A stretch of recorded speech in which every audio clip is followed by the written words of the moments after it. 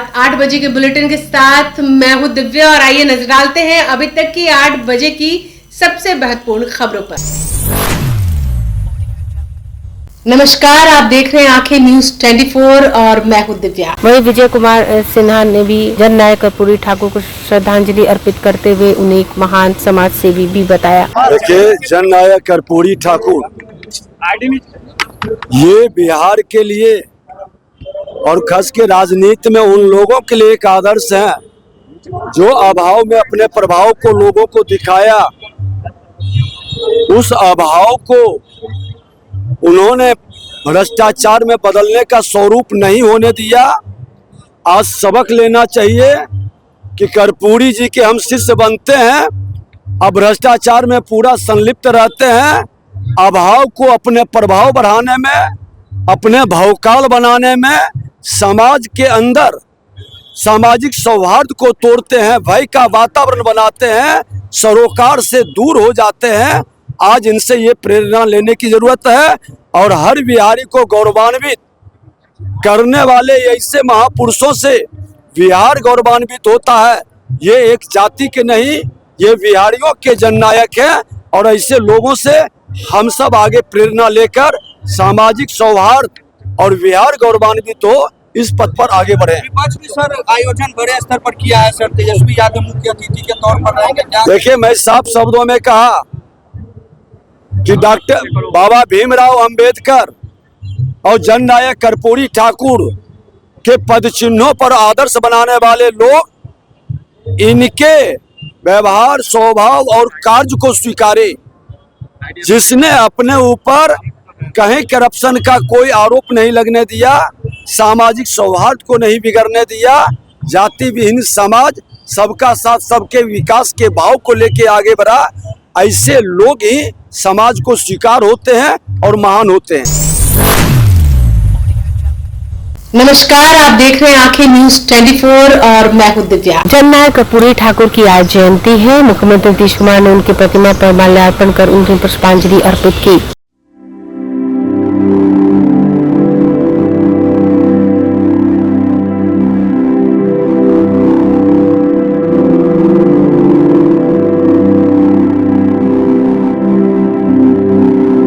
वहीं कृषि मंत्री रामकृपाल यादव ने भी जननायक कर्पूरी ठाकुर को एक महान नेता बताया। जननायक कर्पूरी ठाकुर की आज पुण्यतिथि है, उनके चरणों में श्रद्धा के सुमन अर्पित करते हैं।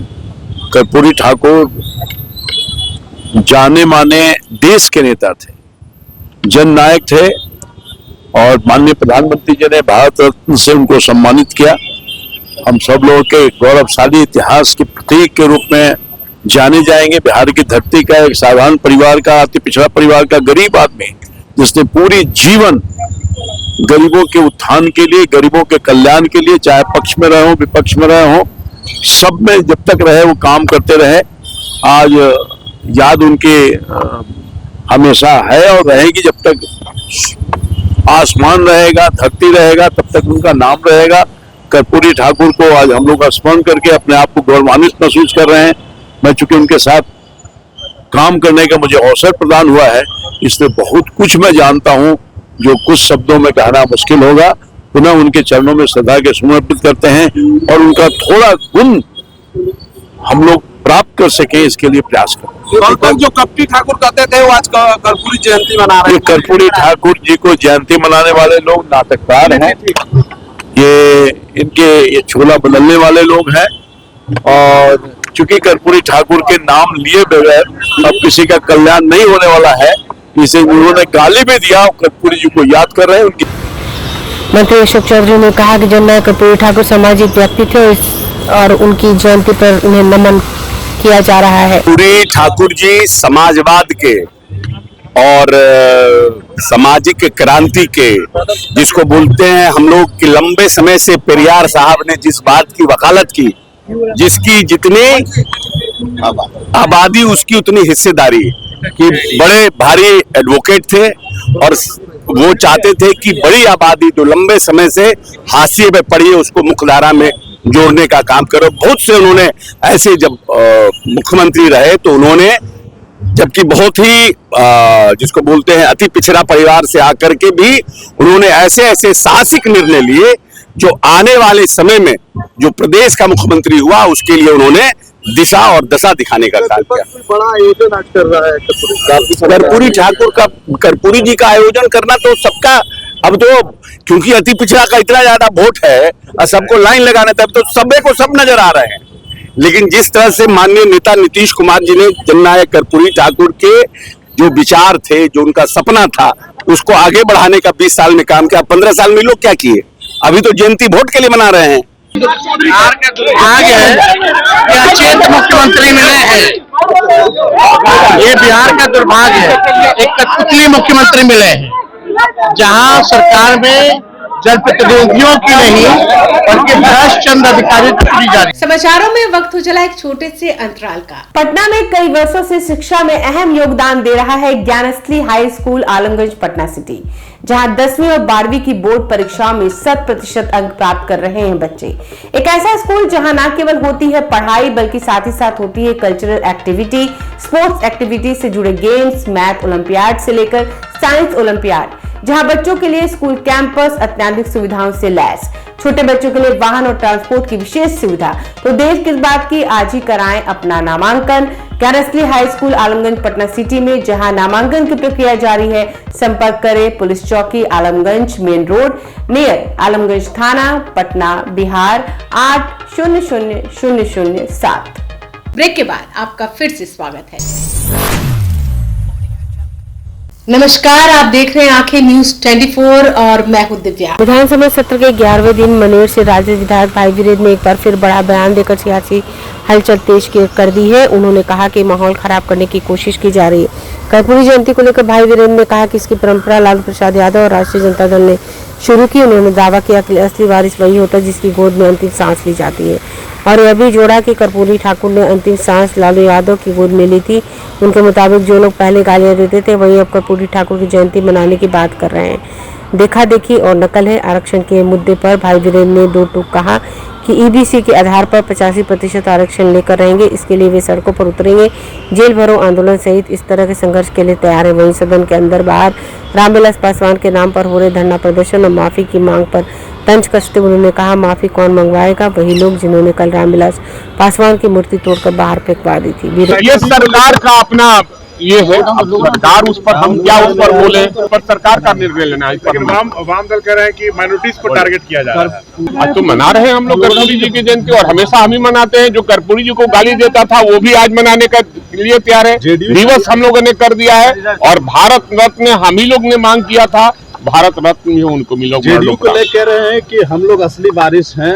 असली वारिस वही होता है जिसके गोद में अंतिम सांस ली जाती है। आदरणीय लालू प्रसाद यादव के गोद में जननायक कर्पूरी ठाकुर अंतिम सांस लेने का काम करें। एकदम आरक्षण लेकर रहेंगे और सड़कों पर भी उतरेंगे, जेल जाने को भी हम तैयार हैं, लाठी खाने को भी तैयार हैं, लेकिन 85% आरक्षण यूजीसी मामले पर लेकर रहेंगे।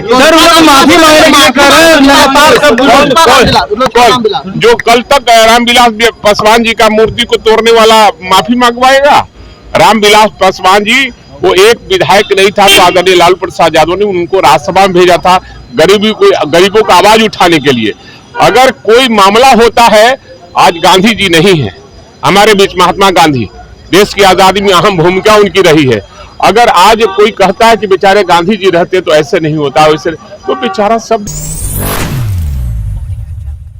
नमस्कार, आप देख रहे हैं आंखें न्यूज 24 और मैं हूं दिव्या। जदयू विधायक अजीत कुमार ने विपक्ष पर तीखा हमला बोलते हुए कहा है कि आदरणीय रामविलास पासवान जी इस देश के एक बड़े नेता रहे। उनके लंबे संसदीय जीवन में उन्होंने समाज और देश के लिए जो योगदान दिया, उस पर इस तरह की टिप्पणी करना सरासर गलत है। अजीत कुमार ने कहा, यह बयान राष्ट्रीय जनता दल के दलितों के प्रति सोच को उजागर करता है। उन्होंने आरोप लगाया कि सदन के अंदर रामविलास पासवान जी को बेचारा कहकर अपमानित किया जाता है, और जब मामला तूल पकड़ लेता है तो बाहर आकर सफाई दी जाती है। विपक्ष अपराध के मुद्दों पर ये सदन में चर्चा नहीं करना चाहती है। उनका एक मकसद है, चूंकि वो तो फेल है, ना उनका नीति है, ना कोई सिद्धांत है, ना कोई एजेंडा है, ना कोई मुद्दा है। तो वो देखते हैं कि कैसे उनका चेहरा बना रहे, मीडिया के माध्यम से अनर्गल विशेष बातों को सदन में और सदन के बाहर कर रहे हैं। सरकार हर एक मुद्दा पर सदन में बहस करने को तैयार है। विपक्ष बिल्कुल नकारात्मक रवैया में अभी खड़ा है और विपक्ष जो है नहीं चाहती है कि इस प्रदेश के, अब बताइए विपक्ष के नेता है, ये सत्ता और विपक्ष दोनों की भागीदारी समान रूप से होती है। विपक्ष के नेता है सदन से भागे हुए हैं, इस पर क्यों नहीं जवाब दे रहे हैं? अगर जनता के प्रति उनको इतना ही चिंता है और बेचैनी है तो इस पर जवाब लेना चाहिए ना आरजेडी के नेता। अरे विपक्ष का नेता आखिर क्यों बनाया जाता है? सदन में विपक्ष का नेता इसलिए उनको मान्यता दिया जाता है कि विपक्ष का आवाज, और जो ये सदन है उसमें जितना सत्ता पक्ष का महत्व है उतना ही विपक्ष का महत्व है, और विपक्ष की भूमिका तो और अधिक है, और अधिक है। तो वो तो सदन में आते नहीं है, उनको तो कोई मतलब नहीं है, और केवल सीन में बने रहने के लिए ये लोग अनर्गल बात कर रहे हैं। वो तो सुप्रीम कोर्ट देख रहा है ना, तो उसमें क्या कहना है? जो चीज अरे तो जो सुप्रीम कोर्ट जिस चीज को देख रहा है उसमें हमको बोलने का क्या? राजद के लोग कह रहे हैं कि विधानसभा के अंदर स्वर्गीय रामविलास पासवान की प्रतिमा लगनी चाहिए। तो विधानसभा के अंदर प्रतिमा लगता है, परिसर तो इसको कहाँ हम कह रहे हैं कि नहीं लगना चाहिए? माफी देखिए, हम सरजीत जी की बात नहीं करते हैं, क्योंकि वो सरजीत जी तेजस्वी यादव जी की भाषा बोल रहे हैं, और हम लोग सदन में नेता प्रतिपक्ष से मांग कर रहे हैं कि वो आवे और सदन में माफी मांगे जो उनके विधायक ने जो टिप्पणी दिया है।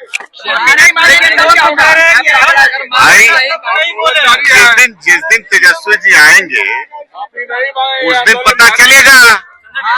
आवा तो हमने नहीं किया है, सब तो जो है। अरे जिसके बदौलत तो सदन में मुंह देखे, ऐसे महापुरुष के खिलाफ जो बोले हैं, शर्म करना चाहिए उनको और उनके दल के नेता को। उनका कहना है कि बेचारा शब्द कहाँ से आपत्तिजनक हो गया? आप बेचारा शब्द क्या किस लहजे में कहे हैं, ये पूरे बिहार की जनता जानती है, और इसका जवाब जनता भी देगी और हम लोग भी देंगे, और तेजस्वी यादव जी से मांग करेंगे कि सदन में आवे, ऐसे महापुरुष के खिलाफ जो उनका वक्तव्य है वो माफी मांगे।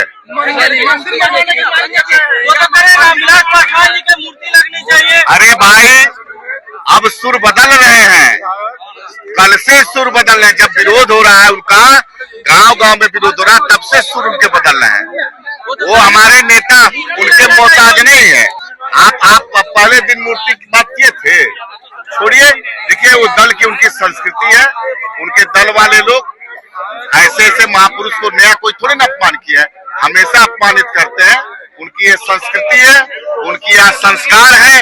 इसके लिए हमारी पार्टी, हम लोग मांग कर रहे हैं कि नेता प्रतिपक्ष आवे और बजाते सदन में माफी मांगे। अगर आपने अभी तक हमारे चैनल को सब्सक्राइब नहीं किया है तो हमारे चैनल को जल्द से जल्द सब्सक्राइब करें, लाइक करें और शेयर करें, और ताजा तरीन खबरों के लिए लगातार जुड़े रहे आंखें न्यूज 24 के साथ।